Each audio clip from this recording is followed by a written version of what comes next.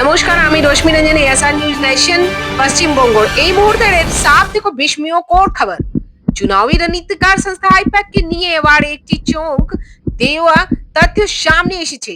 যাঁচ এজেন্সির তদন্তে জানা গেছে আইপ্যাক কে যে কোম্পানি 13.5 কোটি টাকা লোন দিয়েছিল, বাস্তবে সেই কোম্পানির কোনো অস্তিত্বই নেই।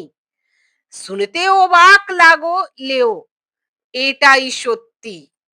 যাঁচ এজেন্সি যখন এই কোম্পানির রেজিস্টার্ড ঠিকানায় পৌঁছালো, তখন দেখা গেল সেখানে কোনো অফিস নেই, কোনো মানুষ নেই, শুধু কাগজপত্রই ওই কোম্পানির নাম রয়েছে।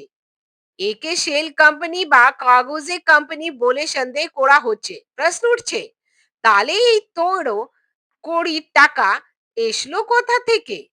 এটা কি কোনো রাজনৈতিক ফান্ডিং এর কালা টাকা সফেদ করার চেষ্টা?